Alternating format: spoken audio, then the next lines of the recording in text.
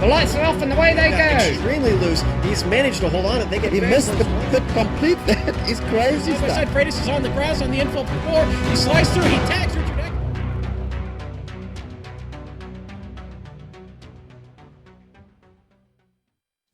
Season 2 of the AMGSC saw action from the very first race to the final round.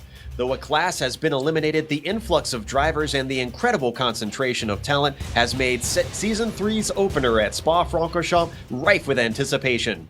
With drivers changing classes, a big question mark hangs over the series as to who will be the dominant forces in their respective fields.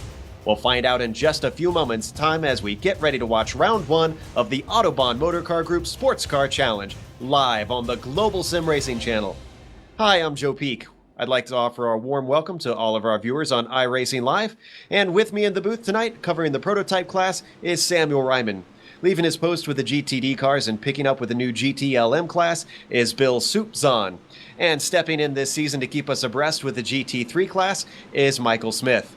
Behind the scenes is our director Amjad Yaman, and he's using cameras provided by Dougie Beard. Sam, we're here not all that long ago with this series, so hopefully the drivers still know their way around. But for our viewers, let's talk a little bit about the legendary track known as Spa. The Circuit de Spa-Francorchamps is one of the most popular racetracks in the world, especially when it comes to racing high to moderate downforce sports cars. That being said, these drivers are going to want to get rid of as much of that downforce as possible because this is a 4.35 mile circuit and they do have open setups. By the way, that's 7 kilometers for our European viewers. But the circuit features a lot of long straights, yet it also features 19 turns of all shapes and sizes. If you can name it, chicane, hairpin, it's out here on this track, and these drivers will be racing around it for 60 minutes today, so let's give our viewers a driver's eye view of the circuit with our GSRC lap guide.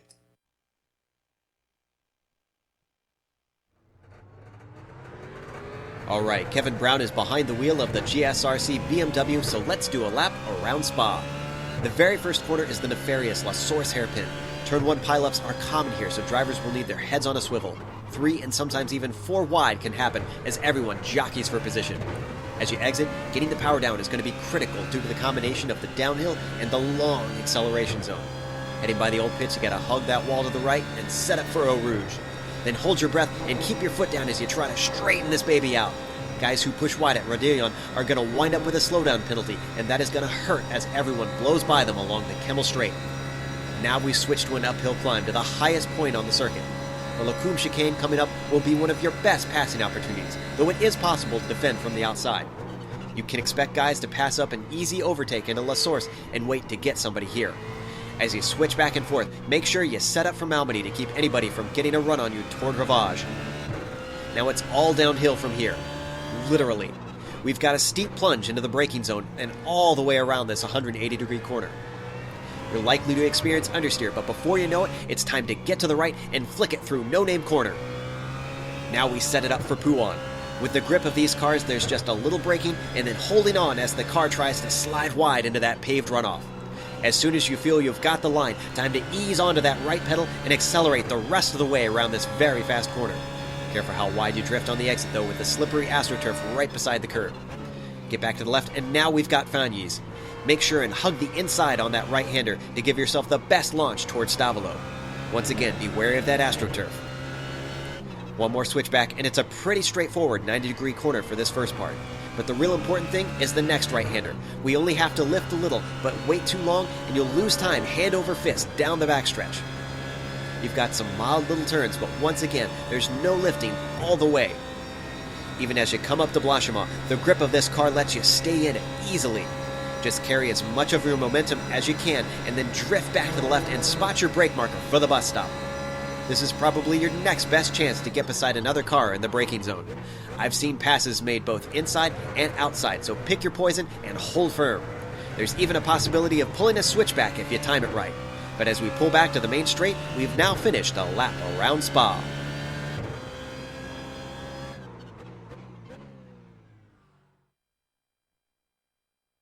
Never gets tiresome seeing it from the driver's point of view around this track. Always a fun one. I know very few people who don't like driving around here. Now, usually we have our traditional championship report from Bill Zahn, but with it being the first round, we don't have any points to cover this time around, but we have one better. We have lots and lots of stories with one of the classes being gone. So much of the drivers have been shuffled around, and there's all kinds of big stories to talk about. So let's go to our GT3 class, where Smitty has the news on who to look out for and what's going to be the big curious point that everybody is watching as this season goes on. Well, that's right, Joe. I think one of the things that people are really going to be keeping an eye out now is that with the caddies now gone, with the GTD class now being gone, the slowest, if you will, class is the GT3. The fastest guy in qualifying last year on a regular basis was John Hanquin, and he was the guy to beat. I think he had 10 poles last year, just a ridiculous amount of poles for qualifying. But when it came down to the race, it came down to consistency. And eventual champion Jim McInnes went 13 for 13 on podiums with 3 wins. Even though Paquin had 7, it was enough to get the job done. This year, we've got the new drivers coming in who were running GTD. We've got people who are running the vets last year who are coming down. So there's a lot of unknowns in GT3 right now. And one of the big names that has come in is Jason DeVries, coming up just short in prototype last year. Now one of the fast drivers, and looks to be provisional pole right now today. So with the GT3s, bunch of new people coming in, different skill levels, a lot of privateers as well. There's probably more questions than answers right now as we enter the season for GT3. And, as you said, drivers not only heading down to the GT3s, but heading up to the GTLM class, which now has the Aston Martin. Last season, it was just the Corvette. But, Bill, they've got at least a little bit more choice if they want a little more oomph on that right foot. They do. They have the Aston Martin, of course, and they have the Corvette, as that was here last year. Now, with apologies to the other classes, I think the GTLM division might have the most, might be the most loaded. And if you start adding up the I ratings, that kind of supports that claim. If I'm looking at the qualifying right now, you have Troy Schuster. He was from WTO Racing last year. He's going to be fast, but he's got a lot to worry about. Coming down from prototypes, who I thought was maybe, he came in late last week. Jason Girard came in late to the prototypes, late to the season, was really fast up there. He's going to drop down into into this class, and he's going to be driving the Corvette. Now, we also have some they call them privateers. Jason Fleischle is really fast. We've seen him from other series. He's going to sit third today. He's going to be good. Dino Topic is always interesting. He's hot or cold. Who knows what he's going to do? Paul Slavonic is so consistent. I think he might have trouble winning. Then you get down here to Billy Smith and J.D. Baumgartner. Now, those guys were both coming up from the caddies that we don't have anymore. But I'm not sure if their speed is going to translate into this class. They're sitting right now 1, 2, 3, 4, 5, 6, 6th and 7th in qualifying so far. Then the guy that I really think, now this is unusual, this is the last one I'm going to talk about, is Kevin Binkley. He was your last season champion. He's currently sitting about 8th or 9th in qualifying. He maybe was a big fish in a small pond, and I think maybe now he's going to have to try to be a big fish in a big pond. But I think when everything's said and done, I think his attendance and his consistency, I think Kevin Binkley could go back-to-back here, Joe. He'll be curious to see. Like you said, he's not showing pretty well in the qualifying at the moment, but the race can be an entirely different story. Now, on the prototype side, we have Sam covering them this season, and it's looking like, according to the qualifying, John might be having a good chance to defend his championship. Absolutely, John Ulmer is currently on provisional pole position by 1/10 of a second over Robert Tinsey. Right now, third in qualifying, although we still have 5 minutes left of it, is the driver on screen right now who just spinned it, and that is Danny Kane. And fortunately, though, he's got a pretty fast lap in there and got enough time, I think, to get back around and try and put another lap on, because he hasn't done that many laps in qualifying. But yeah, going back to John Ulmer, provisional pole sitter right now, he is at an advantage here because there were 3 drivers who were the class of a prototype field last season, and that is John Ulmer, Jason Girard and Jason DeVries. and Jason Gerard and De Vries have gone on to other classes or other projects at the very least, and John Ulmer's kind of left there waiting for new challengers. Well, we certainly have some. Remember Robert Tinsey, the driver just said, who is currently second in qualifying? He was in the prototypes last season, but not that much. If he runs a full season this year and gains experience along the way, I have a feeling John Ulmer is going to have to keep an eye out for him. And it all kicks off today at Spa. If Tinsey takes a W today, that could definitely get Ulmer revved up for the next couple of rounds. Yeah, and it's going to be a fascinating battle for the fact that both Ulmer and Tinsey had their fair share of troubles last season, either in terms of dealing with traffic or just in terms of their own mistakes. I know Ulmer was becoming a bit notorious throughout the season of having good runs and then making mistakes and it building up throughout the race and possibly throwing away good finishes. So can Tinsey capitalize that? And can Tinsey stay out of trouble with traffic, which he is known for being aggressive and dealing with? But that's not to say that he's bad with traffic. It's just that he knows how to really chuck that car in there. We talk about it a lot, and the drivers know this. But there's also new people out here. We talked about that, Smitty, and I kind of wonder if this is going to be a steep learning curve for those guys that don't know how to deal with the different classes and how the drivers that have been around a while deal with them. You know, the ones that have had a season or two of experience have at least something to go on if they see a name coming up behind them. No, for sure. As you say, you got guys like Paquin and McInnes. They've been doing this for a while. They've been at the sharp end. They know what it's like being the ones being passed by traffic. But how about someone like De Vries, who's been doing the passing? He's been in the prototype this last season. He knows what it's like to get through there. Well, now he's going to have to do a little bit of mirror driving. So it'll be interesting to see how he makes that adjustment, not having that extra right foot and have to pay attention to the mirrors a little bit more. And I wonder, Bill, if that is going to really separate the men from the boys in these first couple races, is those who know how to utilize traffic to affect the passes or even defend from passes.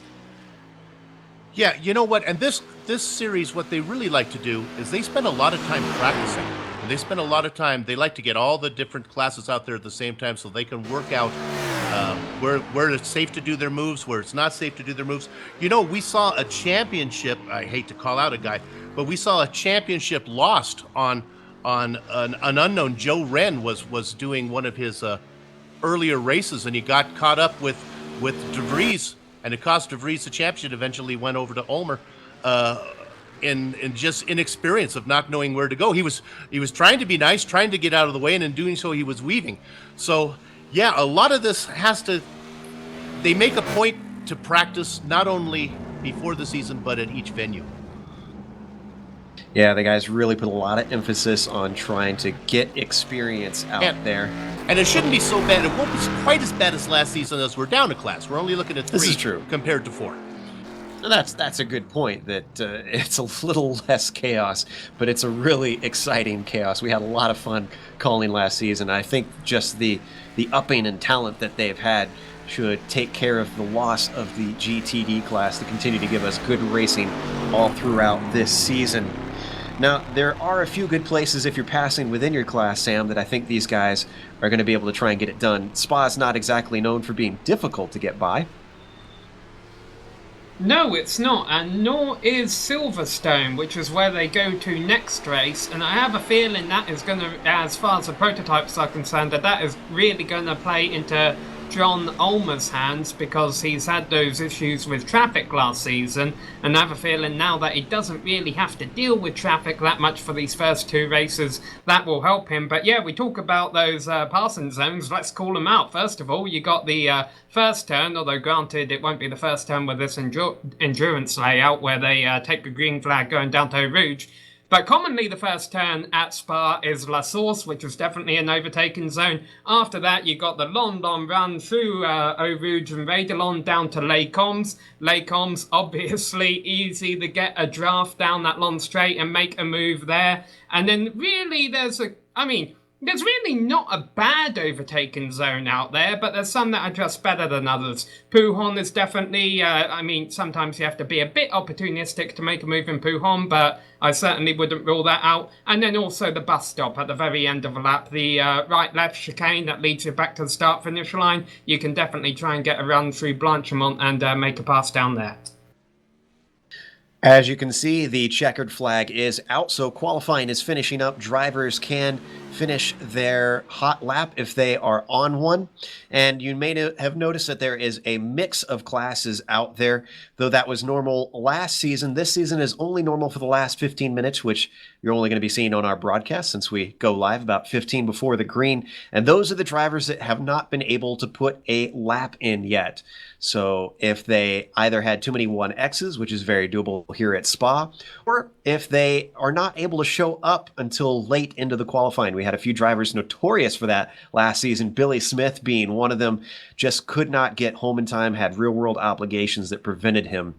So those are the guys that are out there right now trying to get in something so that they don't have to start at the back of the field. Right now, the only guy that I see without a qualifying lap is Tobias Saltau, who is in the GTLM class. Other than that, he is the 48th driver in the field, so you're going to have quite a full field out there today. Now, it looks like I'm pretty sure everybody is in at this point. I don't see anybody out, so let's go through the order. John Ulmer did, in fact, put it on pole with a 2:04.2, and Robert Tinsley, only a 10th behind, is definitely going to be giving chase from the outside of the front row. Danny Kane starts in third with Matt Quinn in fourth. Kevin Santana, who many were expecting to be a little bit faster, is going to start in fifth. We'll see what he has in the race. And then in sixth, Sam, we have Tim McLeish.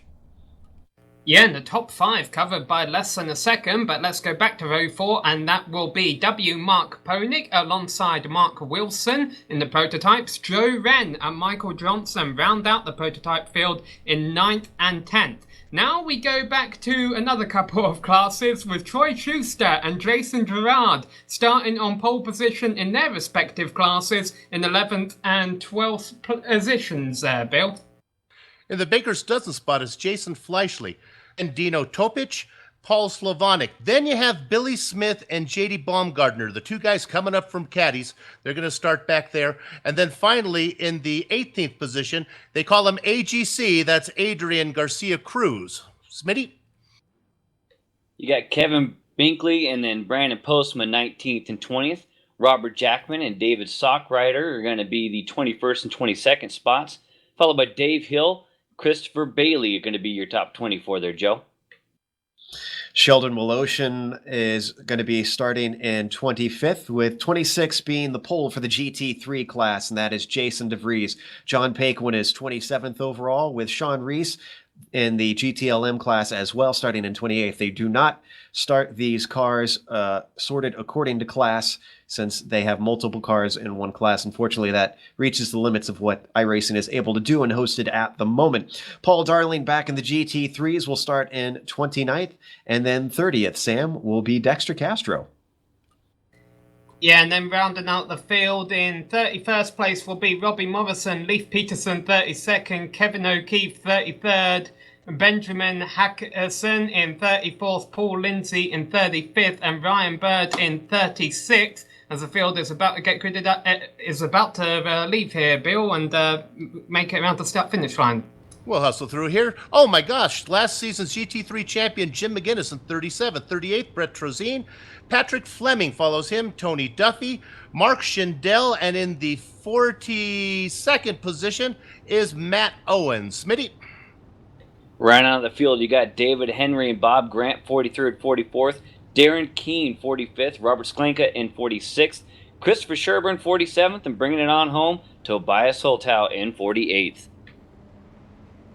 And I'm not seeing Tobias lined up on the grid yet. I'm hoping he'll actually start the race, give us everybody out there starting. But Pace Car has now taken off, and they don't do a full lap for the pace lap around here, just starting just after, or just before Blanchimont, I should say. Head through the final chicane, and then the Pace Car is going to peel off very early And from there, Ulmer is going to be holding the pace until they get around La Source and down to the start line when iRacing gives them the green down the hill. So since we've got just a little bit of time, I'm curious, who you guys picking for your wins in each class? Sam, HPDs? I've already declared Ulmer, and I'm going to stick with Ulmer. I think the overtaking opportunities help him here. The only person who can beat him is himself.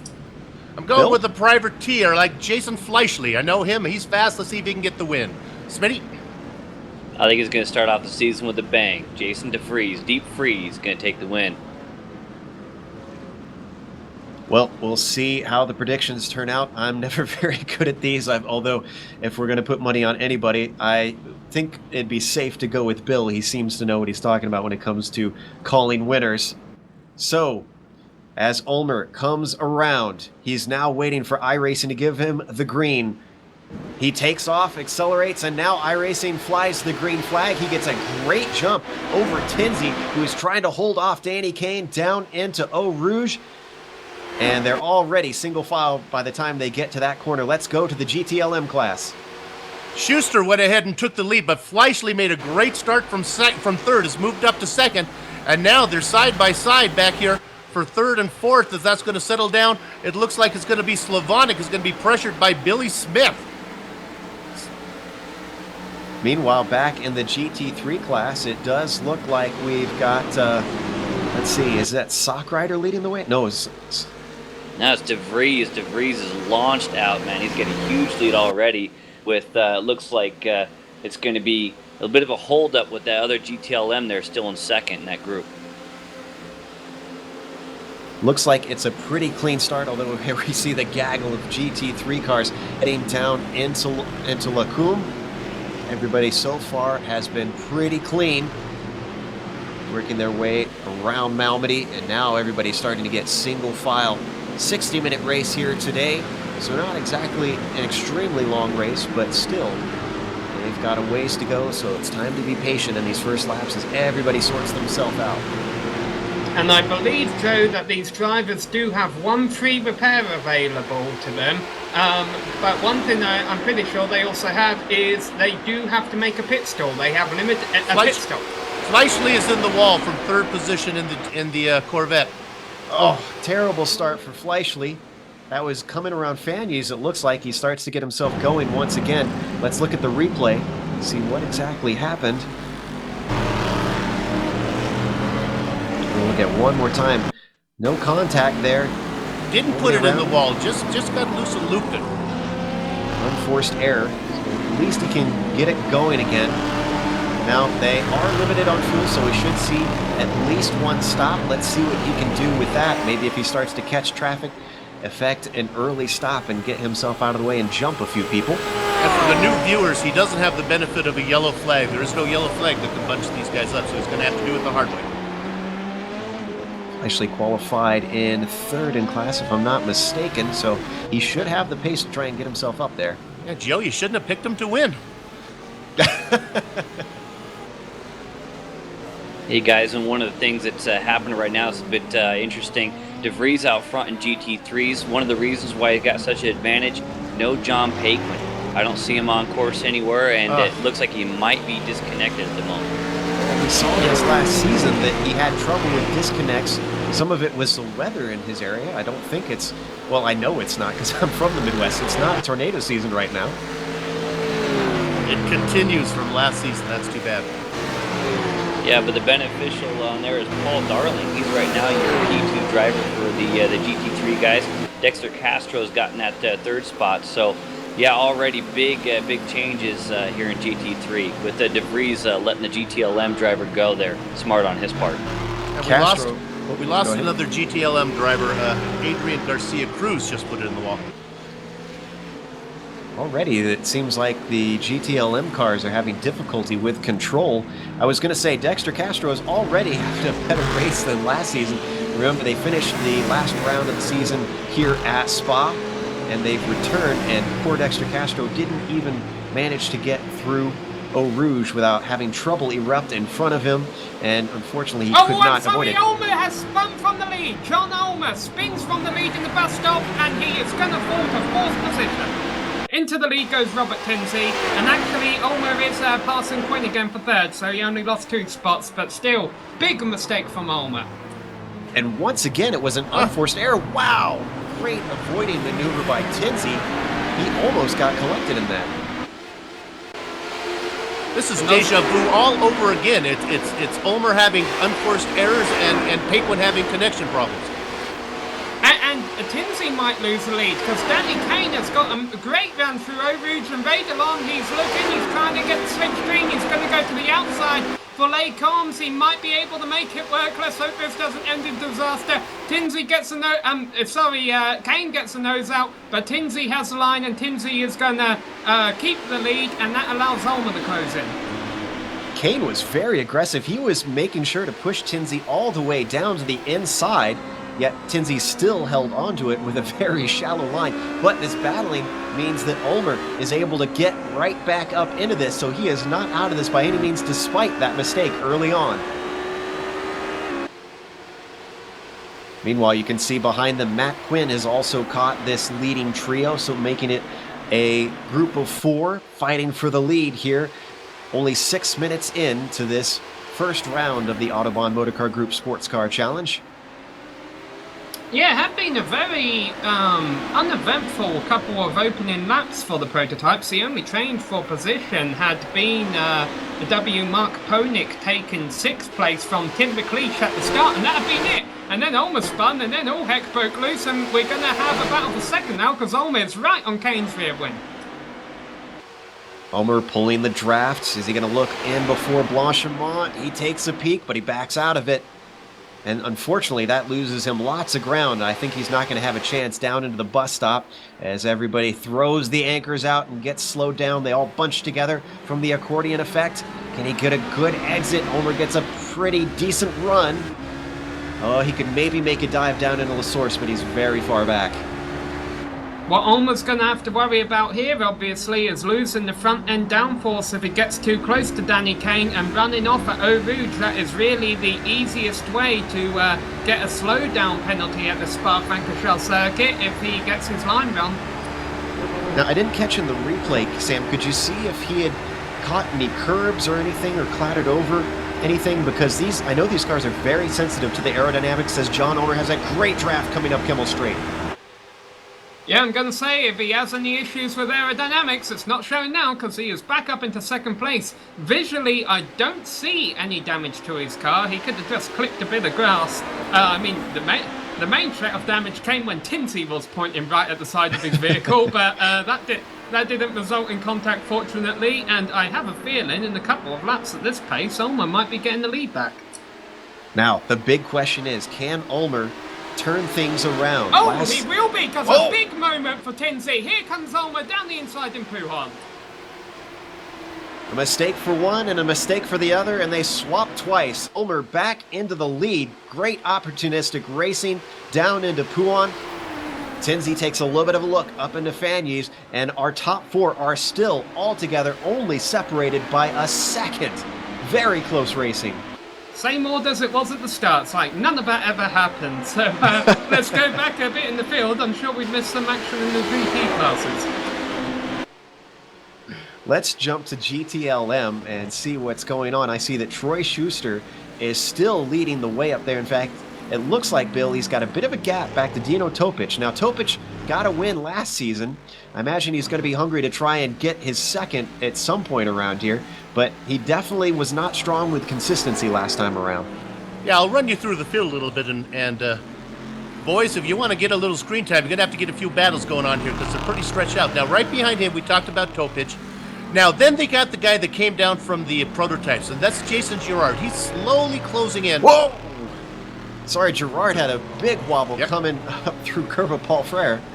Yeah, these guys are really struggling. You see him lost a lot of time now. He's dropping almost almost a second behind Topic. Back to Billy Smith running in 4th, still not even challenged. Then you go back. Here's maybe the guy that might be getting a little challenge is Paul Slavonic, because right behind him is J.D. Baumgartner. But even Baumgartner's having trouble getting going. So basically, they're all separated by about a second. as they close up through the bus stop. Now, where did Billy Smith qualify? Because it seems like he's higher up than he was earlier. We were qualified wondering. 16th, so I think that's like 6th overall and 14th. But you have to remember that's Fleischle had he's out of there, so he's only really picked up a spot. The real guy who's made the most moves is Dino Topic. Started well back, picked up a couple spots right off the bat. And as you said, he is pretty safely in the second. We ride on board with Billy Smith. Now we hop off of Billy Smith, and looking at Dino. You can see the gap that he has stretched between himself and Gerard. We've checked in on the GTLM, so why don't we hop over to GT3 and see how things have been going down there. Smitty, what's the action been like? Well, talk about action. Castro with the look. We actually just have a move there for 4th and 5th as well. They're real close, and for the most part, it's been clean. They've been hitting their own marks. I got to tell you, shout out to Paul Darling right now. He came from the vets, and it seems to be working pretty good. Holding station behind DeVries and reeling them in ever so slowly. You got in 3rd place Dexter Castro, who actually had that lunge down in La Source. Nothing doing this time, but things are pretty close. When they get to the tight stuff, it's pretty good. Here further back here, you got Lindsay and you got O'Keefe. O'Keefe is one of those pretty privateers who a lot of people know from his streams, etc. And now he's putting the pressure on Lindsay. So a lot of fun stuff happening here at the sharp end with GT3s. We're on the roof of Kevin O'Keefe's roof as he tries to chase down Paul Lindsay. Now heading through Rivage, long 180-degree right-hander.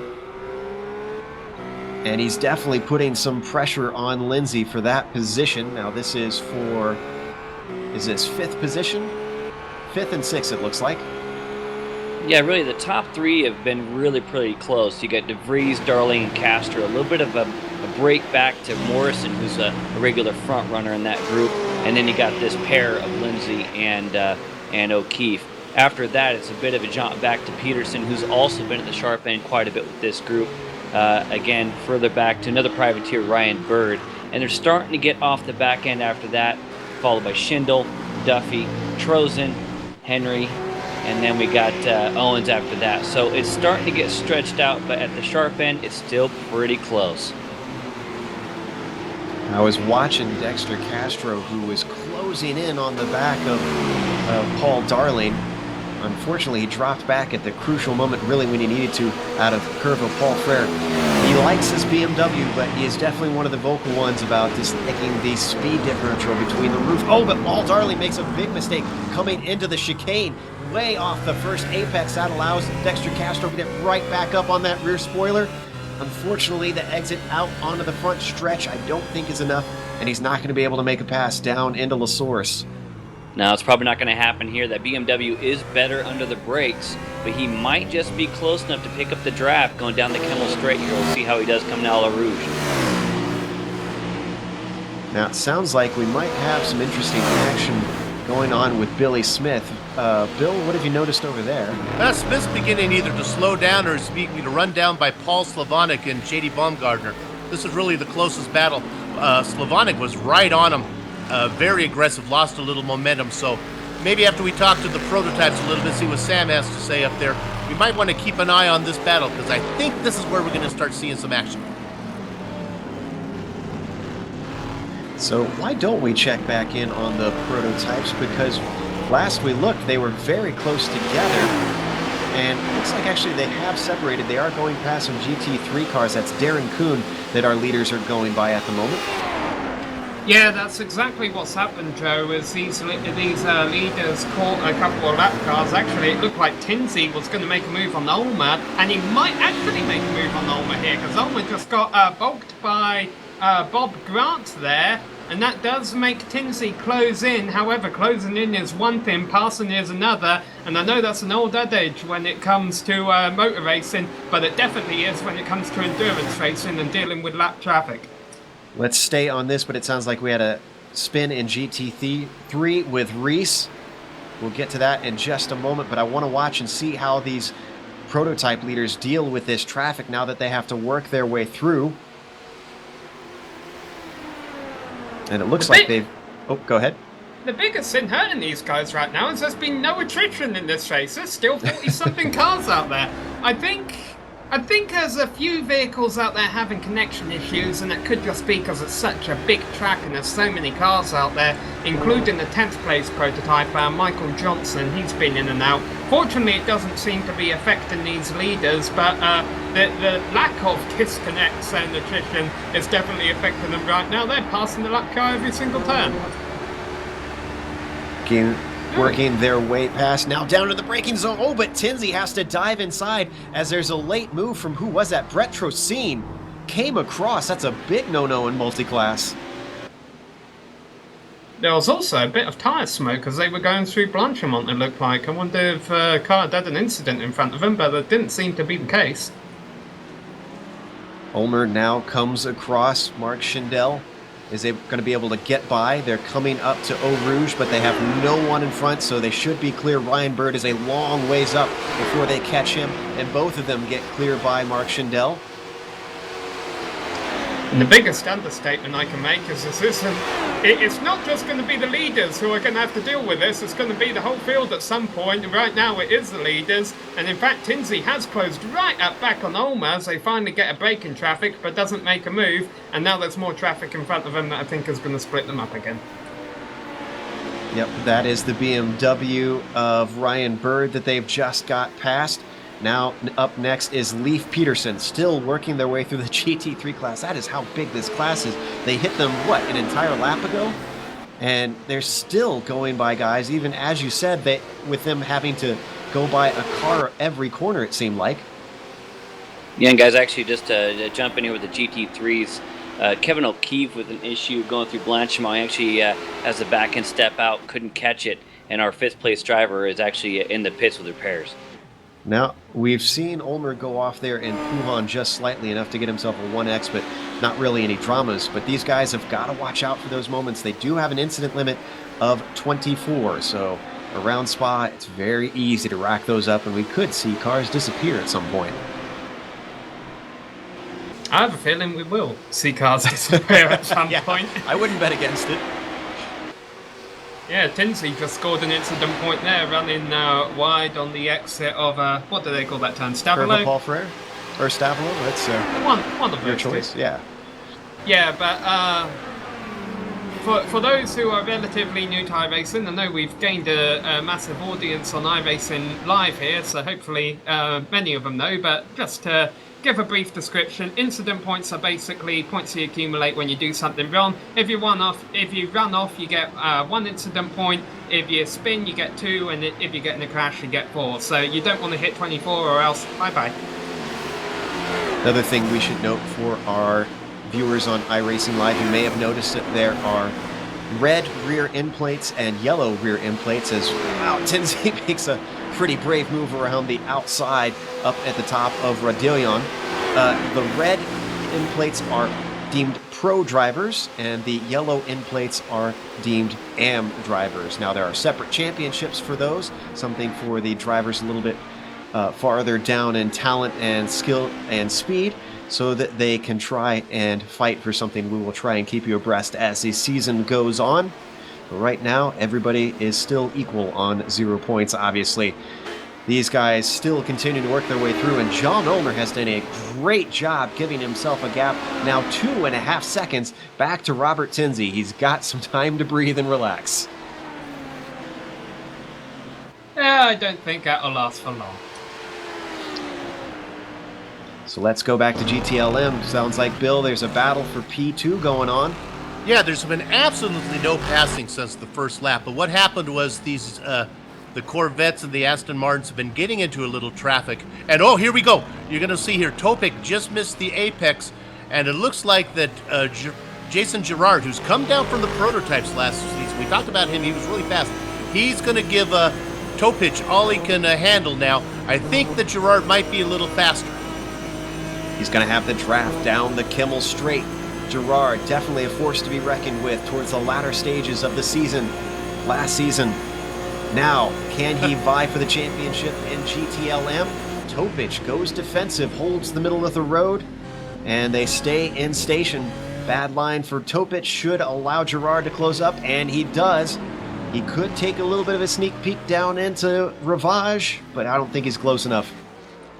Topic is a vet. He knows how to take a defensive line, and he made sure he was clear before he came over. If you're going to take that inside line, that's fine, and you can even come over to get a better corner entry, but you better make sure that that guy behind you hasn't snuck his nose on the outside if you're trying to go around the outside. Could be seeing a new and refreshed Topic trying to get the mistakes out, try and see if he can get himself more podiums, maybe even some more wins this season. Still holding down that P2 quite successfully. However, the gap between himself and Schuster at the moment is looking about 4 seconds, so he's losing ground, it seems, on our GTLM leader here with 20 minutes into the first round. Yeah, I think that Gerard is being held up, and while he's being patient right now, he can see that that Schuster's getting away, and he's going to want to get around Topic here, and he may have to force the issue. Now, Gerard's a pretty smart driver, too. I wonder, we're getting close to the pit window. He could maybe just try and jump him in the pits if he's clever about it. Yeah, he might wait to see if he can do it there. It's still about 10 minutes away. I don't know if he can afford to give up 10 more minutes to Schuster if he has any hopes of catching him. Nice and tidy through that final chicane. Now they head towards La Source, but both are just about dead even as they blast their way through this sharp, sharp hairpin. And you have two different cars that are going at it. You have Topic in the Aston Martin, and then you have Gerard in the Corvette that he's more comfortable with. I think that's reversed, actually. Oh, I did that wrong. My brain was right, my mouth was wrong. Is it not only colors, it's car makes too?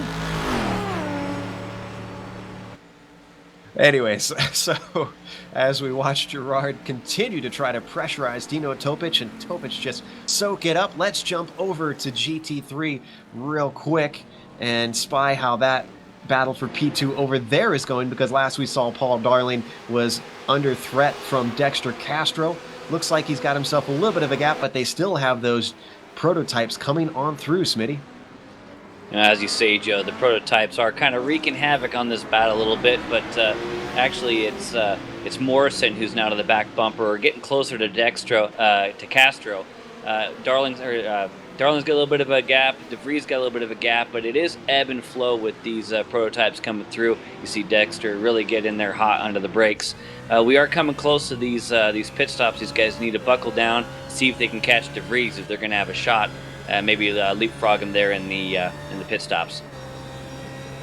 I do see one car in pit road, and it is not scheduled and it is not pretty, and that is a prototype of Joe Wren. He has had some kind of incident, and that number 006 HPD has a lot of front end damage sitting in the pit stall right now.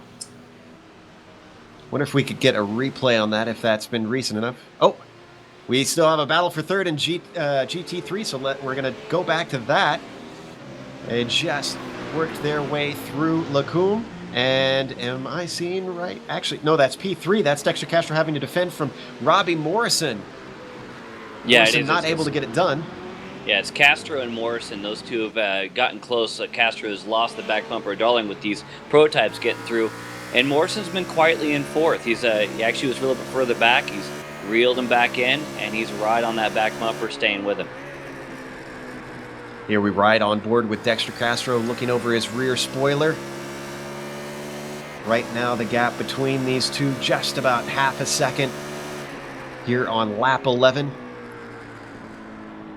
Both of these are... Guys, I'm sorry, big development in the prototype league. John Ulmer just had to cut the bus stop to avoid the GT mess going on. Yeah. I don't know if he's going to get a slowdown penalty for that. If he does, that'll give Tinsey the lead. But they actually got very close to making contact on the entry of the bus stop. But Ulmer hasn't pulled over, so I'm going to guess he got away with that one. Oh, he couldn't have got away with that, Joey. He took no corner at all. It may have slowed down enough on the exit. Remember, Tinsey got slowed down too. We're going to look at the replay. That was Patrick Fleming who just clattered over the inside curb, and that's what kicked that off. He couldn't get the car turned when he's in midair. Here we're going to see it. That's actually, I don't know, does Ulmer have a 3-screen setup? Because That was a great heads up from him to be able to avoid that. I wouldn't have seen that one coming in a million years. And from that camera view, it maybe looked like that Tinsey got close to bumping Ulmer, and he did, but I can tell you there was no contact. We have our first big name in the pits, I think, for a scheduled pit stop. That's J.D. Baumgartner has come in, running in about 5th or 6th place in the Corvette Aston Martin division. There you see JD exiting now, coming up the hill. So that's going to slot him back, but his strategy starts to play out with no cautions. He should slowly move himself back up the order, as long as he didn't botch anything. Meanwhile, Smitty, what's happening in GT3? Oh, we got a heck of a battle here. It's side by side here. You got Castro and Morrison. Morrison got down to the inside after the combo. Here comes Castro on the outside, holding the outside. We still got plenty of racing to go. Morrison's going to go back to the inside here. Castro's so good on the left foot. Look, holding the outside again. He's going to prefer a line on the left side here. This is awesome. Side by side for several corners. He's going to have the advantage. Oh, Puhan. Side by side for Puhan. I don't know about this, guys. Morrison got himself a good exit. He's got a nose of head. Is Dexter going to give up the ghost? No. Incredible defensive driving from Dexter this whole way around. Still side by side. They have not left each other's side since Lake Coombe. Multiple corners, still holding on to it. Morrison's going to have the inside down into Fanyu's. It's going to switch back, though, and Dexter is going to have the advantage on the next corner. The bad part about this is that they're losing so much time. I mean, it's an awesome fight, but they're losing so much time to the guys in front of him. Castro again on the outside. And poor J.D. Baumgartner, who's from another class, is stuck behind them, not sure what to do. Is he going to make it 3 wide? Okay. He should get an opportunity. Now he finally gets it, and Dexter Castro finally streaks past. Let's go quickly to Dino Topic. He just got bumped by we talked about it, by Jason Girard. They were going 2x2 for a long time. Maybe we can get a replay of it if possible. They were battling at the same time Castro was in his fight. And they've got Billy Smith right in front of him, too, so it's a 3-way fight there. We talked earlier about Girard losing patience as Schuster was beginning to pull away, and he had to make the move, and he did it roughly, fairly, but roughly, and Topic came out the worst for wear. We might be able to pull a replay up. Let's see if we can find it.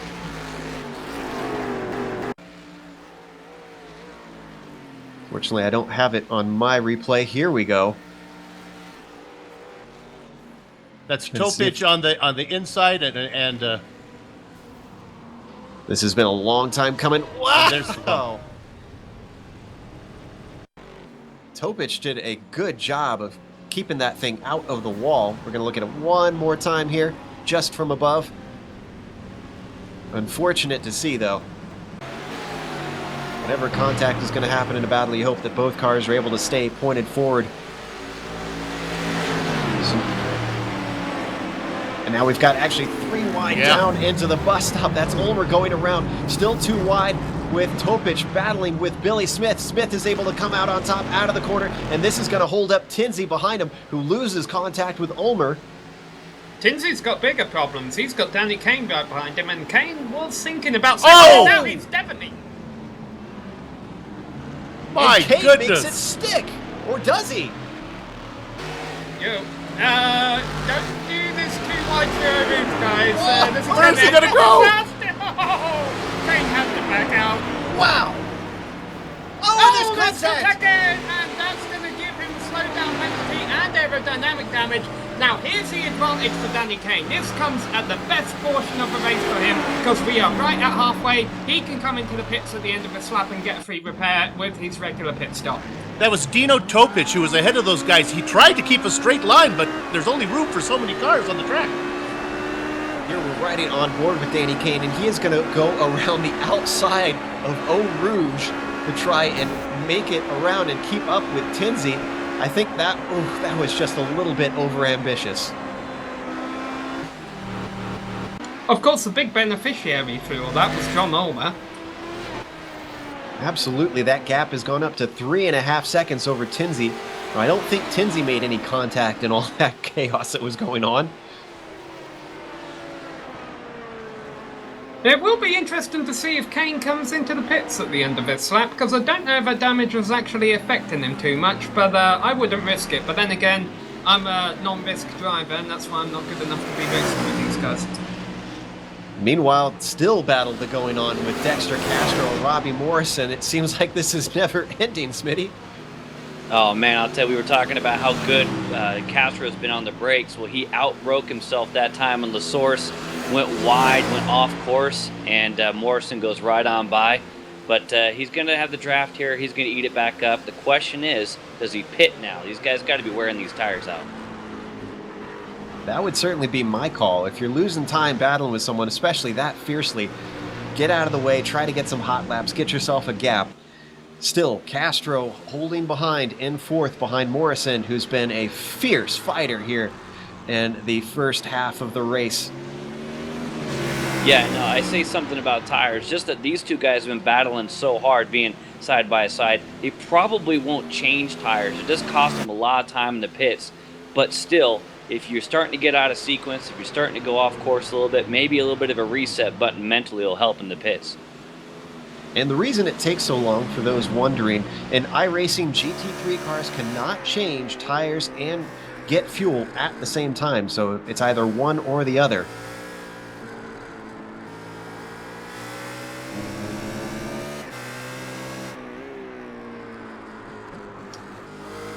A reminder, this is a 60-minute race, so we have only half the race left to go. We just hit the halfway point. I was hoping you would Maury Walker that. Half the race done and half the race yet to go. Ah, good old days. Oh, Matt! Almost loses it and Puhan caught it somehow. That might be worth a replay. There was a bit of drifting going on that time around. Not a car usually accustomed to drifting. We're going to pull up the replay there as we saw him working his way around some other traffic. Here he is getting by a GTLM car. Danny Kane, if you can get another replay, Danny Kane may have just gone under Darren Kuhn. Kuhn put it in the wall. I don't know if we're able to go back and get that replay or not. And it looks like the GT3 car in front of Ulmer is what caught him out a little bit, caused him to slide, might have taken the error away from him.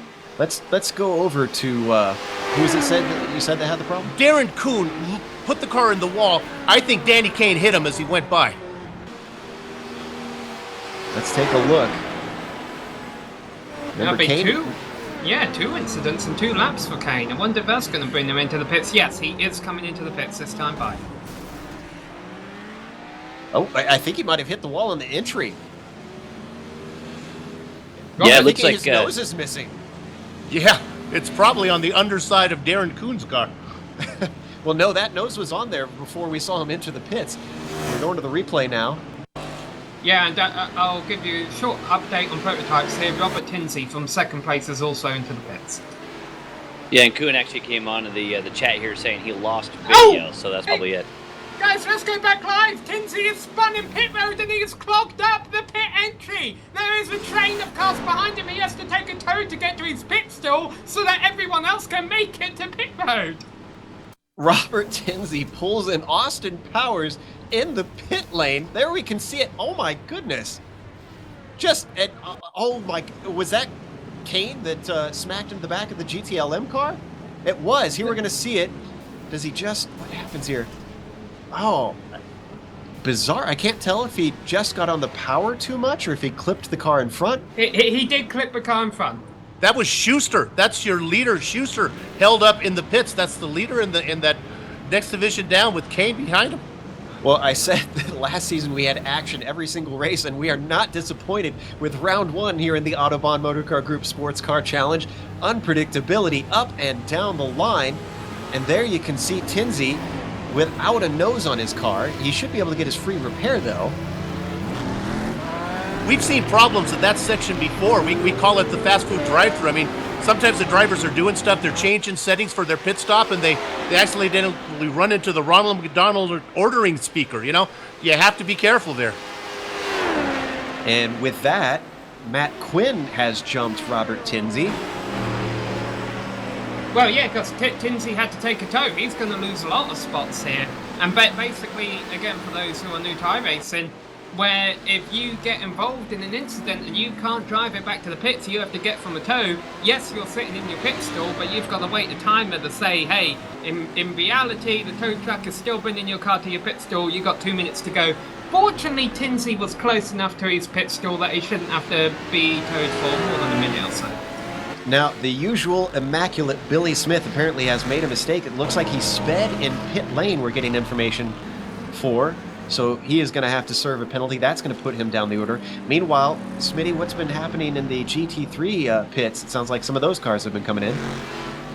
Yeah, well, it's obviously the action's been ridiculous on course and obviously coming into the pits. But for GT3s, we do have some varying strategies. Right out of the gate, our leader, DeVries, came in. Morrison, the driver who was just getting around Castro, they both came in 2 laps ago. This last time by, the guy who inherited the lead, Darling, he came in. And right now we got Castro, the last of those front guys. He's staying out. So variance of strategies. We'll see who ends up out on top. There we see Castro's BMW on screen. Now, also, I would note that John Ulmer, our overall leader and prototype leader, has come into the pits as well. He's in his stall at the moment. Yeah, most of the prototype drivers came in. Obviously, if Ulmer loses the lead here, it will be to drivers who I think still have to make a pit stall. And for those new to the Autobahn Motorcar Sportscar Group Challenge, wondering, hey, did these races ever turn into fuel mileage races? Do you have cars running out of fuel on the final lap? The answer to that is yes. They always try and get as little fuel as they need, and Ulmer did not lose the lead.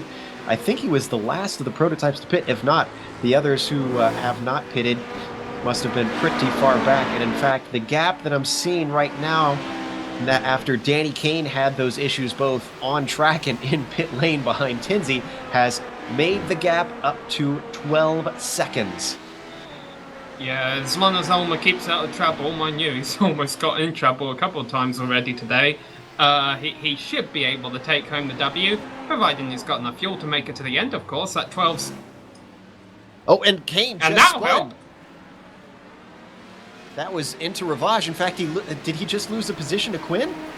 Quinn up into second. Let's give some credit to him. Where did he qualify? He qualified fourth, so he's effectively only gained about 2 positions. Even still, we didn't expect Quinn to be a major player, and now he's on the second step of the podium. Yeah, now he's really hoping that John Ulmer has a 12-second lead due to short fueling. No, I think Ulmer definitely got that from all the chaos that was happening behind him. Remember, Tinsey and Kane both had to work their way through traffic coming through Eau Rouge, and then Kane had contact twice. Then Tinsey and Kane had trouble in pit lane. I think this is legit as Ulmer goes wide into the bus stop.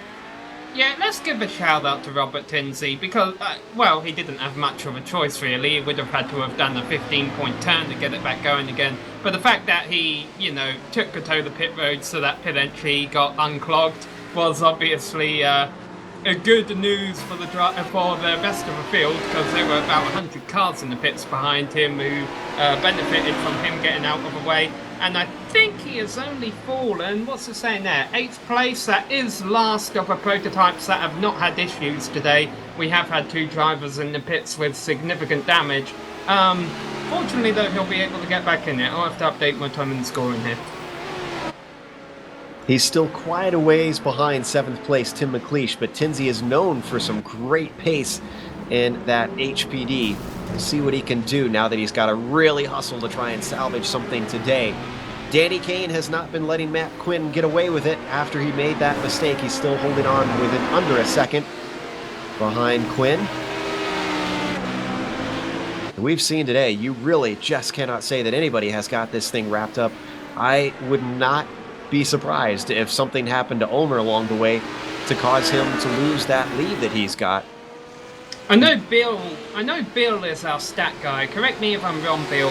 Matt Quinn didn't get a win last season. He got very close at Road Atlanta, and he spun with 2 laps to go under pressure from the car behind that still had to pit. But of course, he didn't know that he still had to pit.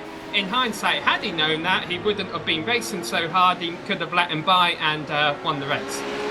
Very good recap. That's exactly what happened. Meanwhile, we are still on this battle for P2 in the prototypes as they work their way around the roof from the GT3 class. Kane hunting and stalking Quinn. Coming up through Blanchimont. He's got a good draft. If he can hold on around this fast left-hander, and he does, he's going to have a good opportunity. Looks like Quinn stays defensive down into the bus stop. Kane tries to do it around the outside. Could he get the over-under? He's trying for it. He just gets his nose in. Brilliant move, but he doesn't have the exit. And now Quinn is going to have the inside for LaSource. And the reason, and some people might be saying, well, why doesn't he wait for Lake Combs? That's a much easier place to make a pass. It's because there's a lap car of Leif Peterson in front of him, and that could break up this battle if Quinn gets by in Eau Rouge and Kane doesn't. It's going to be very close. No, they're not going to have time to get by him. Still, he could provide a pick here. They're going to split him. Hakkinen in it. Managed to do it, but Kane with a beautiful move and takes P2. It's not done yet because they've got Castro in front of him. He's going to try and outbreak him into the corner. Quinn is going to try and follow through. Thankfully, Dexter Castro has his head up. He saw it coming, let them both on by. But wow, great moments and a wonderful example of multi-class racing. Mika Hakkinen would be proud. Go back and type up Ricardo Zonta on YouTube if you don't know what I'm talking about. It'll be the first video that appears. I don't think this is over yet because now they've still got Paul Lindsay up ahead of him. He could still balk these guys down into Pouon. In fact, he is. He's going to hold up Danny Kane. Quinn is going to start to close on him. The roof pulls over and lets them by, and mercifully, Kane is able to get through.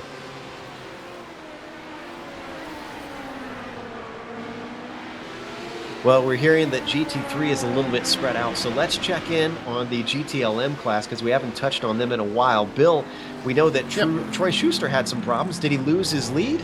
No, I'll give you an update. It was really interesting. When who was it there? It was Tinsey who had the trouble ordering the Big Mac there and slowed everybody up in pit lane. Schuster was actually one of the cars that had to come to a dead stop. Now, right behind him, seeing the whole thing in his windshield, was Jason Girard, who was running in second place. So when Sam was talking about let's give props to Tinsey for exiting out there, I don't know if Jason Girard was having the same feeling because he was gaining ever so slowly at pit lane speed on Schuster. So those guys came out. Schuster probably lost about 4 seconds. Schuster still out in front of Girard. Now, what was interesting is Baumgartner, who I said came in for that early pit stop, he actually cycled out in third position, but was passed then on the track. It's hard to say that JD was actually passed by somebody, but Paul Slavonic got around him for third place. So Slavonic in third, Baumgartner in fourth.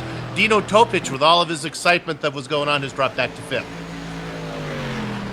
We're looking at Dino right now.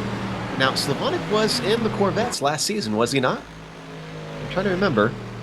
Yes, absolutely, he was. So I wonder if that experience is paying off and him being able to put one over on Baumgartner. Yo.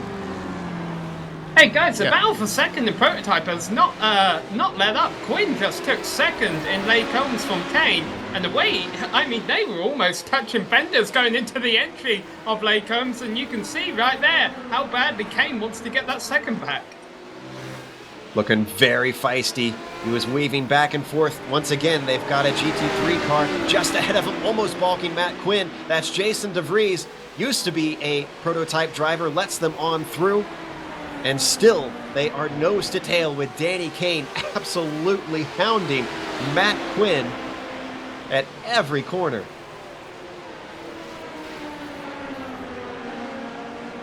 They got the lap car of Kevin Binkley right in front of them here.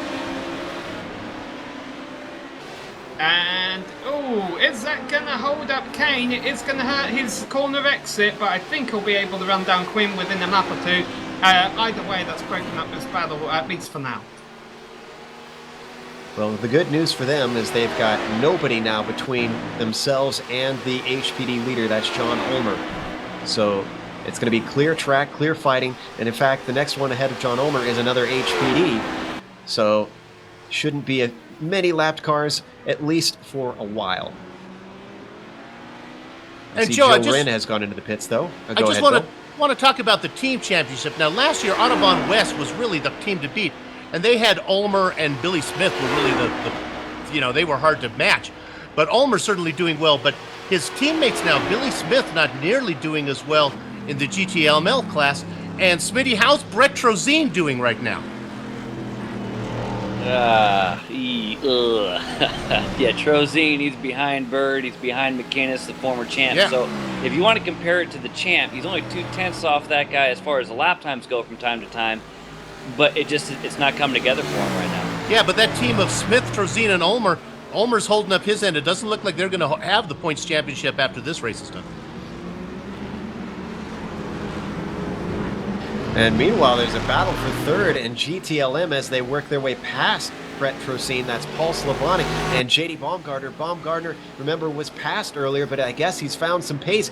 He looks to the inside around Lasource, but does not have enough to try and make it happen. Behind them, they've also got Tim McLeish coming up on them. He could break this up or help them. Bill, and going back to that team deal with Trozine, to give the guy some credit too, he's making the trip down from vet to this, so it could be just that he hasn't quite come to speed yet in the other car. Yeah, both those guys are shuffling. He's going down, and then Billy Smith leaving the caddies. Certainly not. Joe Smith is not the same force he was in the Cadillacs. Definitely not as dominant. He's still up there, but I think a mistake earlier on is what sent him down. Can't remember what exactly it was, but I remember something causing him to tumble down the order while he was in fourth a little bit earlier. Meanwhile, we were on board with Slavonic looking back at Baumgartner, who was catching up at a rate of knots down the Kimmel Straight. Didn't have enough straightaway to try and scream on past. Now they're working through the more technical portion, the downhill of Spa, through Pouan, and Baumgartner starting to slip away, actually. I think Kane is setting up Quinn for another pass. Because remember what you just said, they didn't have any lap traffic. Well, now they do actually. They have Christopher Sherburn and Tony Dufy in front of them. But Kane is very close, and they're going through the fastest portion of the circuit here. Can he pull off a move as impressive as first time he got by Quinn? They've got Sherburn that they're coming up onto very quick, but he's not going to be able to get into the mix this time as both of them slip on by. Danny Kane's going to have the draft. Still, Quinn using every single GT3 car to try and get a little bit of a slipstream. Yeah, I think at least breaks the spell up for another lap because that is really the best overtaking opportunity around this circuit, and they still have 13 minutes to go. Meanwhile, people may have heard Joe mentioning that Joe Wren had came back into the pits. Remember that he had an incident earlier that led to him having an unscheduled stop. That's why he is off sequence, and in fact, I think he's going to have to settle for 9th in prototypes today. Unless there's a collision in prototypes, and these two might test at those waters in the final 10 minutes. Who knows? I was just thinking about that. All of our viewers on iRacing Live not familiar with the Autobahn Motorcar Group Sports Car Challenge. Be prepared for these races to go by quick with all the action going on. 60 minutes goes by in a flash, already down to 12 minutes to go. Right now, John Ulmer has increased his gap. It's up to 15 seconds now. So he's looking pretty safe as long as he can keep it pointed forward and on the track. Yeah, when you were talking about the time of a race there, Joe, I thought you weren't saying, hey, for the new viewers, yes, this has flown by. I thought you were going to say, hey, for the new viewers, normally it's normal to see the first 50 minutes go by quite quietly, and then the action pick up in the final 10 minutes, and Kane is trying to prove that there. Nearly came into contact. That was unusual. I guess he didn't expect him to pick the inside that far. Still, it's going to stay Matt Quinn in second, Danny Kane in third. The top of the podium seems pretty well decided, but the bottom two steps, nobody knows what order they are going to be in. They've got a couple more cars that they have to work their way past. Sheldon Voloshin in the GTLM class. And then they're going to have to work their way past Christopher Bailey. And there was Voloshin too by, and that I don't know if there was contact with Quinn, but it may have slowed him down a little bit. And Kane is following him, trying to get the draft. It's going to have to be ambitious, so I think, to make a move this time by. Although, mind you, Kane could be a bit ambitious. It's not going to happen this time around. And man, they're getting unlucky here, aren't they? They go the entire twisty portion of a lap without catching one lap car, and then once you get to the flat out portion, that's where they're being broken up. I'm sure Quinn's okay with it though. Although right there, Christopher Bailey proves me wrong. Just a little bit of breathing room for Matt Quinn now. Yeah, unfortunately for Danny Kane, he would have had an opportunity, but because of Quinn trying to collect himself, he had to get out of the power at the top of the hill so that he didn't get into his competitor. And now that gap almost a second between them. Kane seems to have the pace, though. He keeps reeling him in. Yeah, let's give a shout out to Kevin Santana in 4th place. He is in 4th place, going on 2nd place at the rate the battle for 2nd is going. And also W. Mark Ponich rounds out the top 5. Meanwhile, Robert Tinsey still sits all the way back in 8th, and he is 10 seconds still back from Mark Wilson in 7th in the prototypes after that Big Mac stop, I think it was, Bill called it earlier. Hey guys, just to jump in here real quick with the GT3s.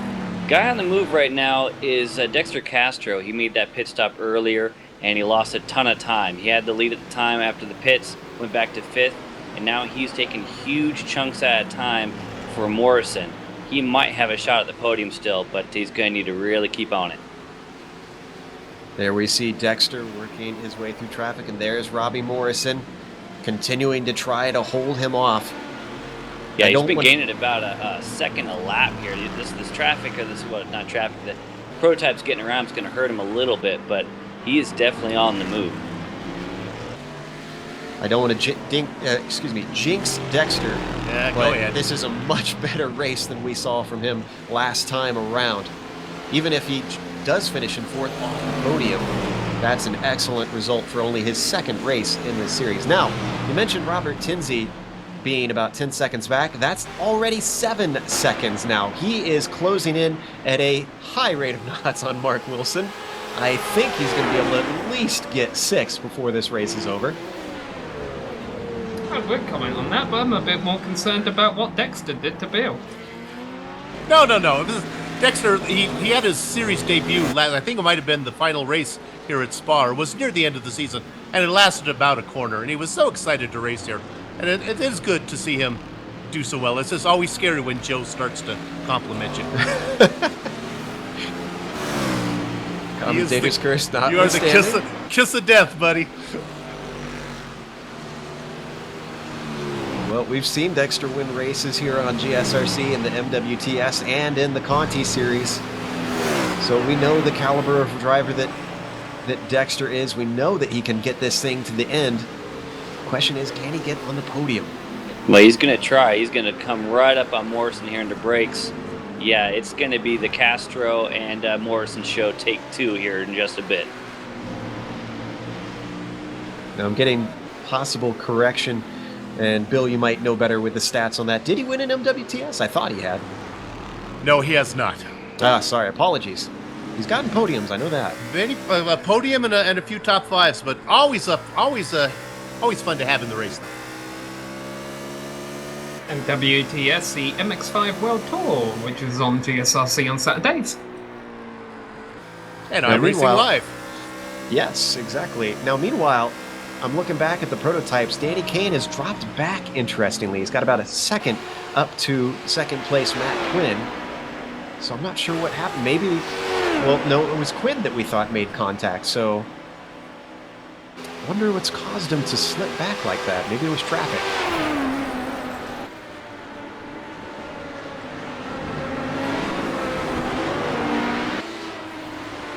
Also getting word that Dino Topic has passed JD Baumgartner that we somehow missed along the way.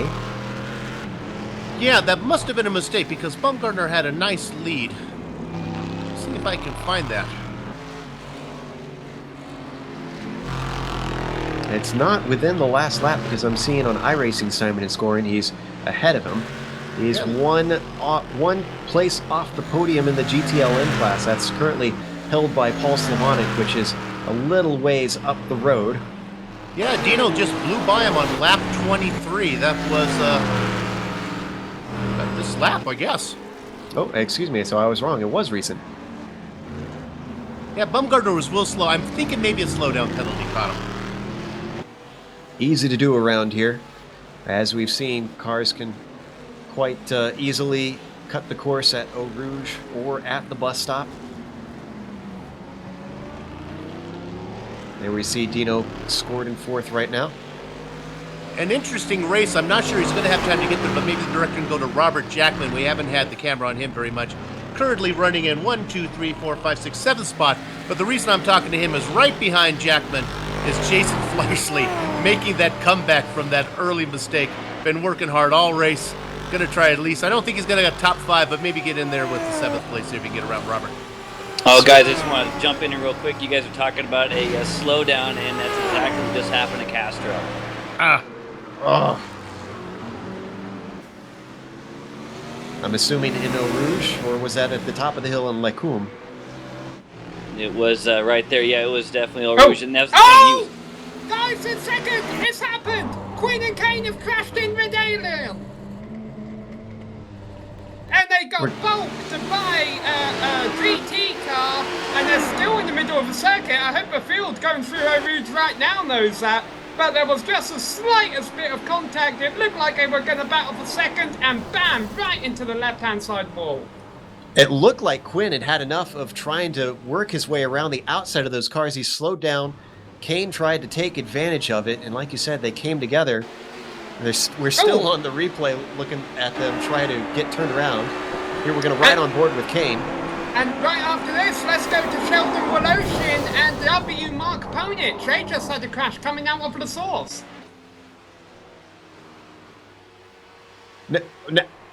Now, interestingly, actually, we see Ponich in the pits. This is going to promote Kevin Santana not just to third, but to second place. Santana is on the podium and on the second step of the podium. I told you it was fourth going on second, yeah.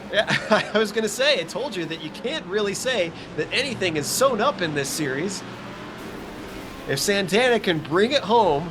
Oh, and wow, look at on the replay, Ponich just tumbling around with that accident that he had with that GTLM car.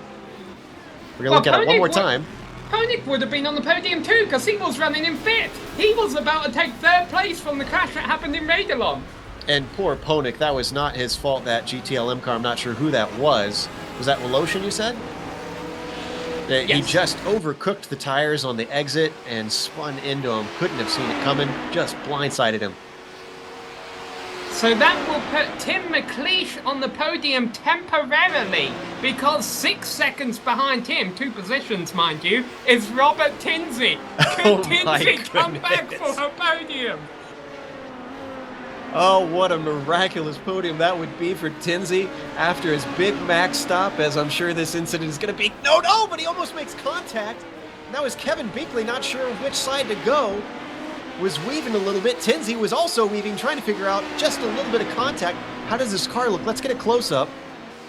Well, hold on a second. He might not be challenging for podium at all, because Quinn and Kane are staying. Okay, no, Kane is coming in. Quinn is staying on the racetrack, though. So Quinn is going to try and ride this out. Let's see, we've got maybe about 2 laps left. McLeish is quite a few corners back. He might be able to pull off that podium. But Tinsley could still get fourth here, because he is currently in 6th place on the same straight. Well, he will be in 6th place once he gets by Kane. And on the same straight as McLeish and Wilson, who we haven't mentioned at all today. Tim McLeish is looking to finish in 4th, and Mark Wilson is looking to finish in 5th. Meanwhile, in all of this, I'm trying to check the gap between Kevin Santana and John Ulmer to see just how much of a lead Ulmer has in all of this. Looks like 42 seconds between first and second place. Boy, when Ulmer cuts out the mistakes, it is a dominant race. And just to follow up, we talked about Bumgarner, why he was passed. Well, maybe I have an idea. He just came in for a pit stop, so maybe he was low on fuel trying to save it, nurse it to the end. White flag is out. We are on the final lap. Ulmer has just crossed the line. Yeah, and the bad news there is going to be for the GT3s right in front of him. Even though Castro's coming back, he's probably going to go a lap down as Ulmer is catching him. Now, we're hearing that Quinn has disconnected. We're not sure if he's had too many incidents or if that was voluntary.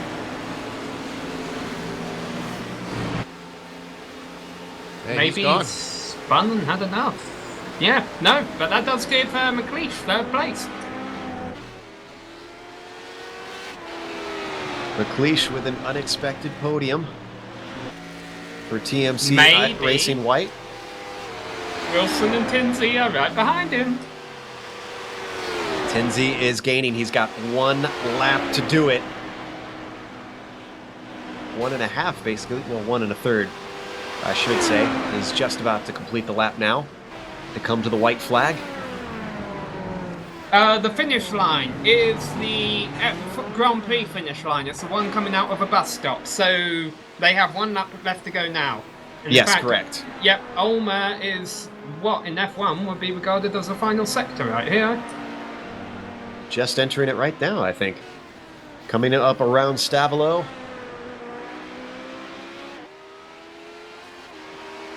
Well, he won last season's prototype championship. He's going to open his account in Season 3 with a win, it looks like. With a monstrous lead, no pressure, nobody around. Just a couple more corners to go. Flies through Blanchimont. Only the bus stop left. John Ulmer throws the anchors out. Not even traffic around to worry about. Just Paul Darling up ahead of him. Not even close enough for him to slow him up. To the line, John Ulmer is going to take the win here at Spa-Francorchamps. Now, who is our next class coming to the line? Troy Schuster's not it. He's a ways down. Jason DeVries is ahead of him. So Schuster and DeVries have got a whole lap to go. Let's go back to Tim McLeish. He's currently, Kevin Santana, excuse me. Currently in second. Not under threat. Where did Santana qualify? He was in 5th, going to move himself up into 2nd by the checkered flag here.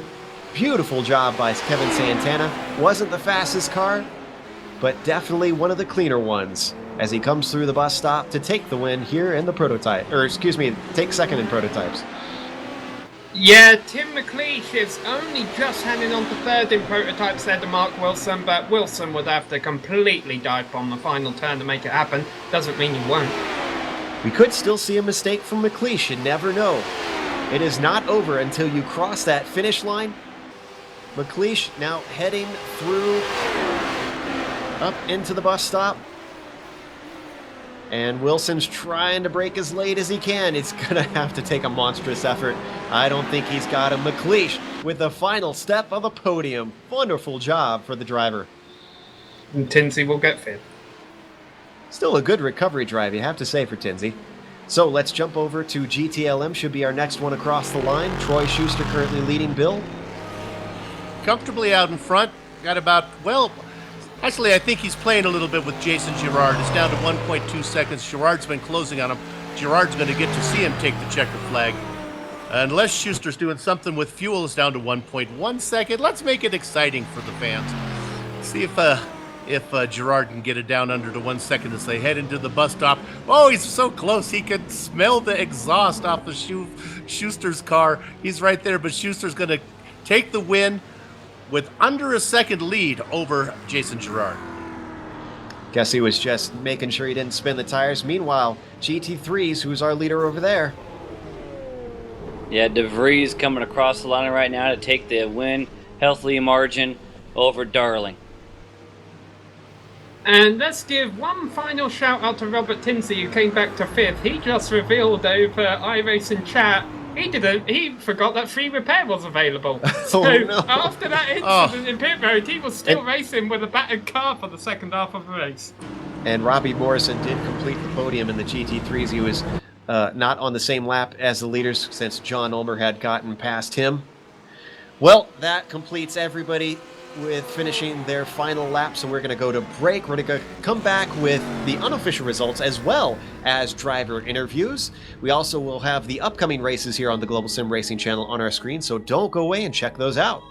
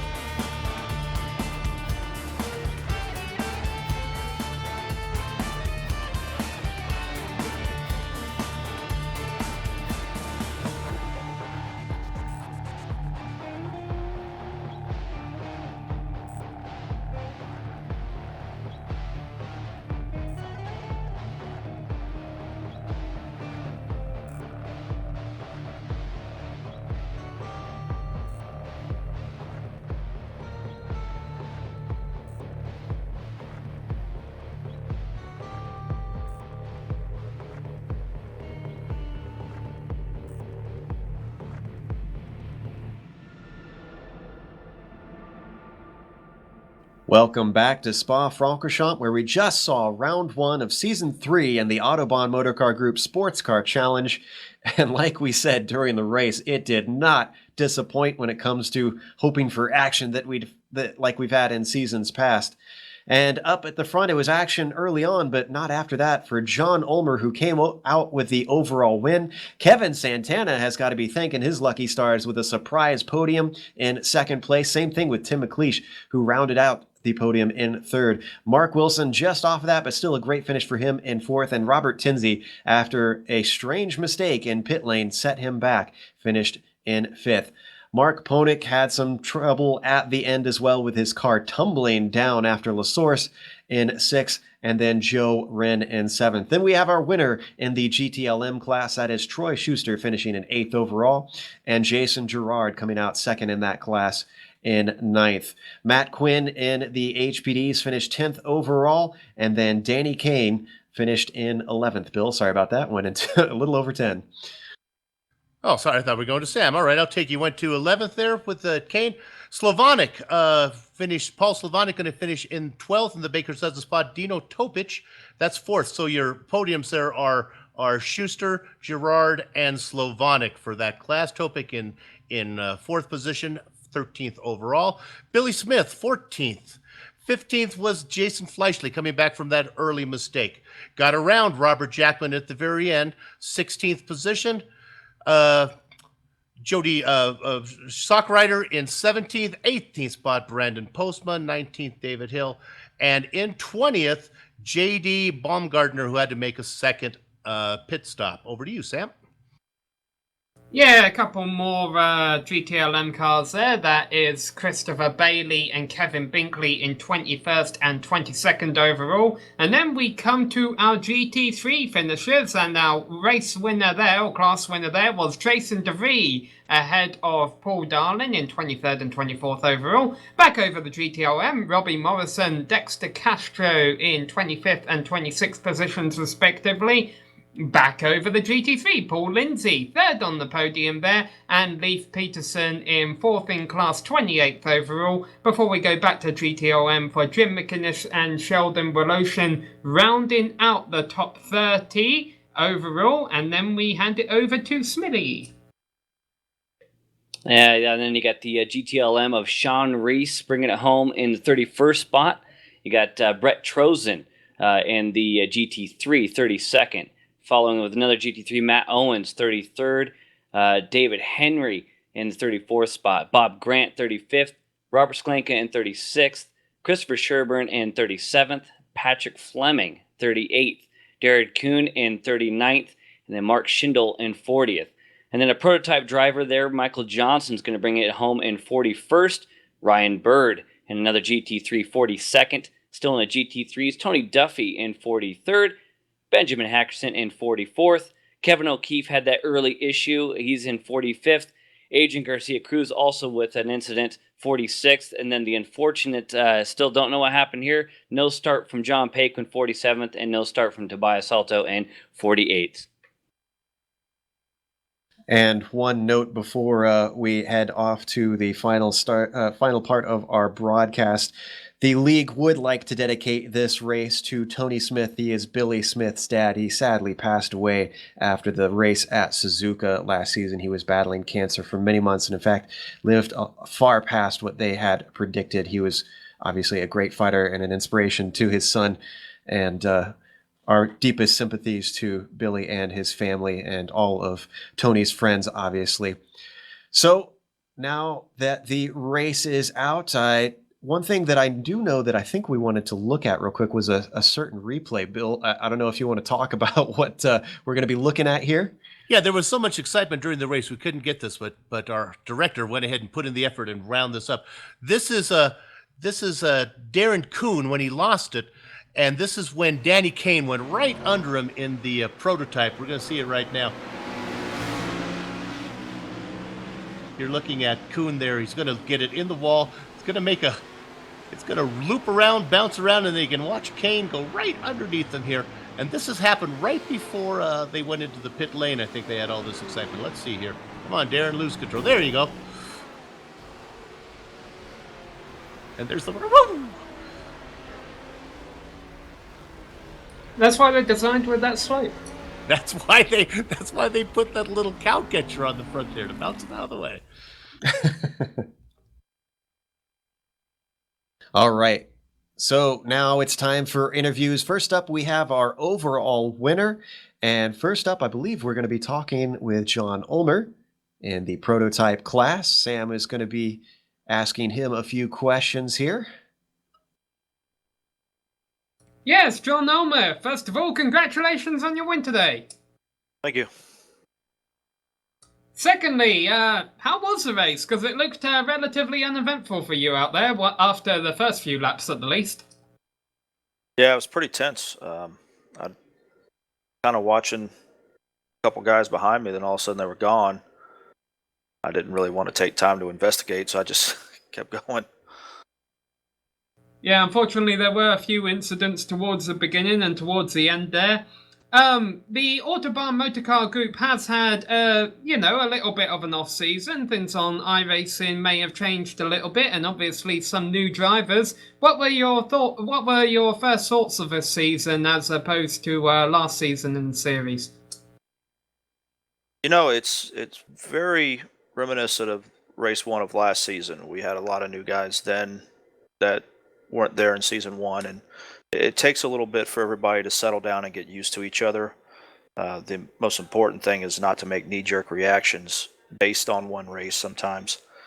There were some moments where, I got a little aggravated, had to bite my tongue and not get on the mic over certain things. But as the race goes on, you learn people's habits. You learn, where to watch out for what they're going to do and go on. It's a long season. You can't,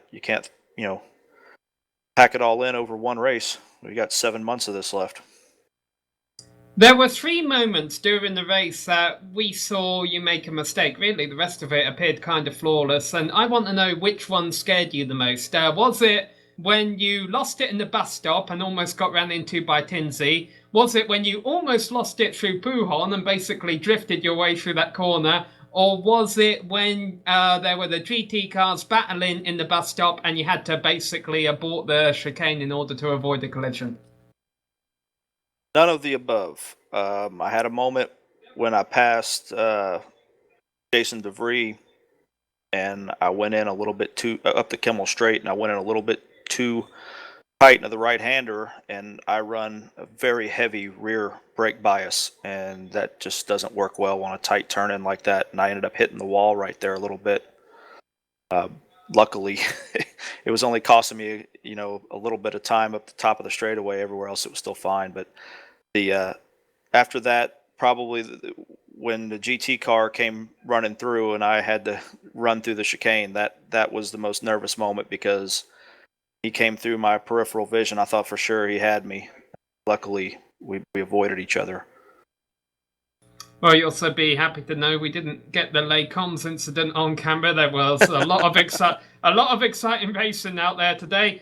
Before we go and let you celebrate, this is probably your first time with us in this series, at least on iRacing Live. You want to say anything before we let you go and spray the champagne? Yeah, I want to thank everybody for making this happen. GSRC, you guys are, you're a professional bunch. iRacing for noticing and putting our little series up there on blast for everyone, and then of course everybody in the league, from all the admins, for making this thing just grow like it has. I really appreciate everybody. Thanks. Absolutely, and we appreciate you coming to talk to us. Fantastic race today. Let's see if you can do it at Silverstone. Thank you.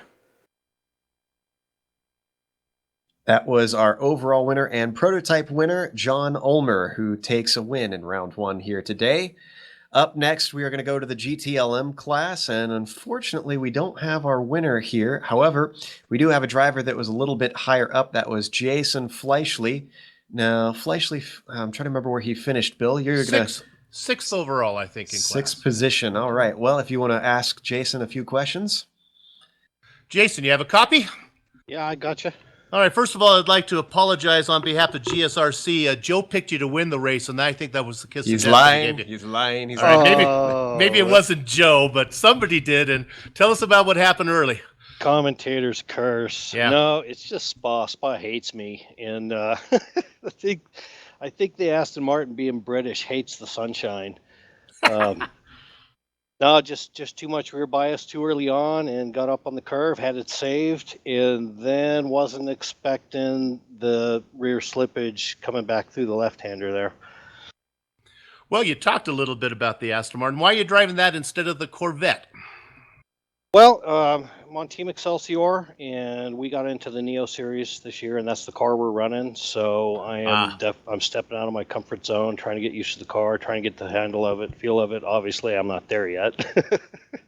Do you improve after 60 minutes of being out there? Did you feel you were making a great charge through the end there, coming back from, you were way back, maybe the back of the field. Well, obviously the back of the field got all the way up to 6. How did it feel at the end of the race compared to when you started? Oh, it was still greasy. I mean, it was so greasy. I never really could get all the way in it, and my lap time showed that too. So I was really struggling with the hot setup in the car. I was praying for cold weather because I had a super competitive cold setup, but I just didn't get it. Well, congratulations on your charge back. If we'll hopefully see you here in this one. If we don't see you here, we'll see you in the Pacific Majors, which is another race series that covered on GSRC and on iRacing Live. So we'll catch you on one of these series coming up, okay? Yeah, shout out to Smitty. Welcome aboard, Smitty. Joe? All right, that was Jason Fleischle, who apparently finished in 6th in the GTLM class here today at Spa. One more, we might have 2 more to go, but we'll see what kind of time we have left. We do have one more winner. That is Jason DeVries, GT3 winner. He was one of the winners in the HPD class last time, and it looks like he's opening up his account with one in another class. So Smitty is going to ask him a few questions. Jason, unlike some of the other people I'm working with here today, I actually did get the right pick, and I picked you out of the gate. You looked real good last year with 5 wins and 4 poles in the prototype class. Is this a bit of redemption, getting this pole and a W after the way the season finished last year? New season, new chances. Last season, it's in the past, doesn't matter.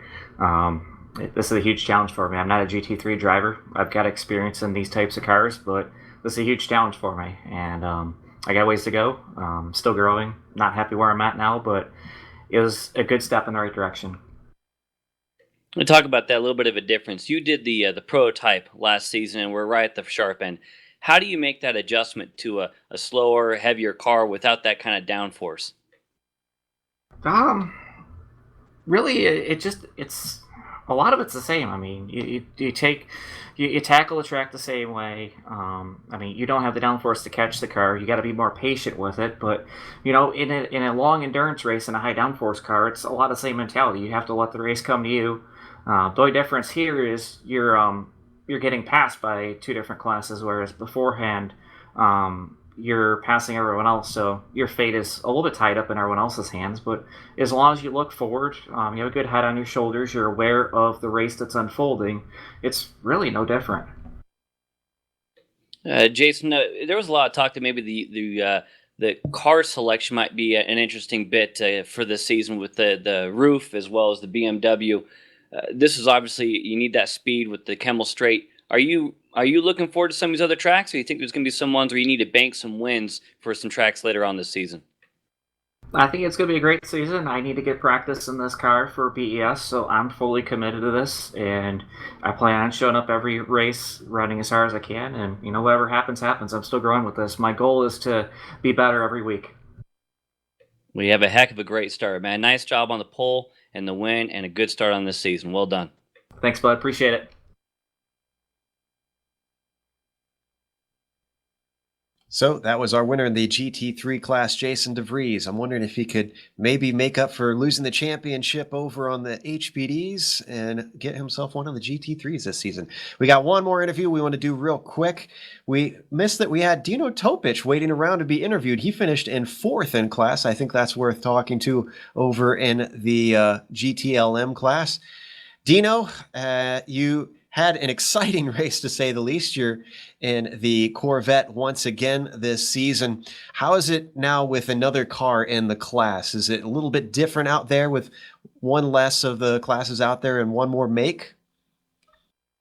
Yes, definitely. The Aston has better turning capability in the Corvette, I noticed, and the braking was much better on the brakes.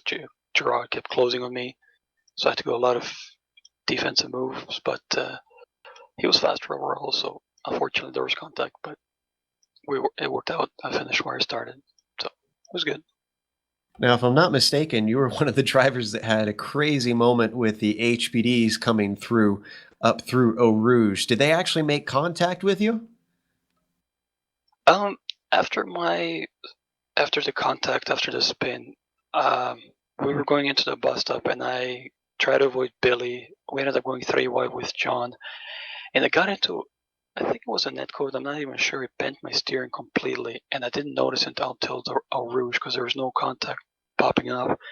And I feel bad for Danny because he took the brunt of it. I turned the wheel almost 180 degrees to the right, and the car just kept going straight. And there was definitely 0x or something. Oh, so it was damage that caused that. We thought that maybe it was just a case of him trying to make an ambitious move. Well, it's unfortunate to hear that that's the way that it came out. Still, you managed to 4th place. We know that you struggled a little bit with mistakes costing you better finish last season. Are you looking to try and clamp down on that, get yourself more podiums and maybe a couple more wins? Wins will be hard.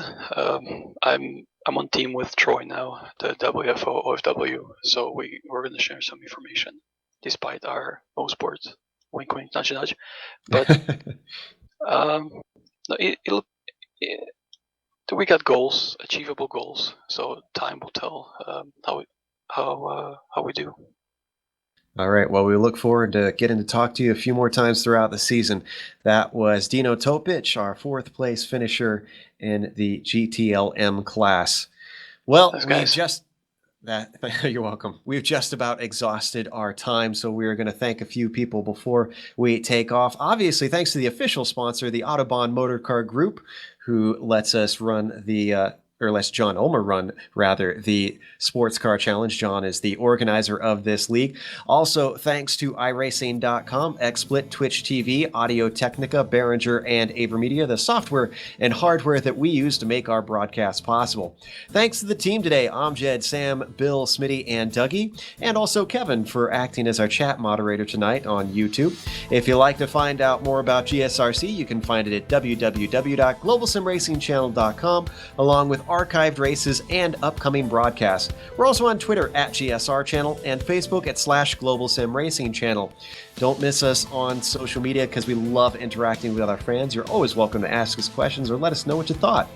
A special thank you to Eric Ekholm and Casey Lalonde, who both provide music for our broadcast. You can buy Eric's music on iTunes and Spotify, and Casey's at caseylalonde.bandcamp.com. Next race, as we've mentioned, that's going to be at Silverstone, Monday, November 9th at 9:15 p.m. Eastern. Very different track from here, not a lot of elevation change. We also have upcoming races for other series on the screen, so check those out and mark them down on your calendar. But until next time, race clean, race hard, and we'll see you on the track.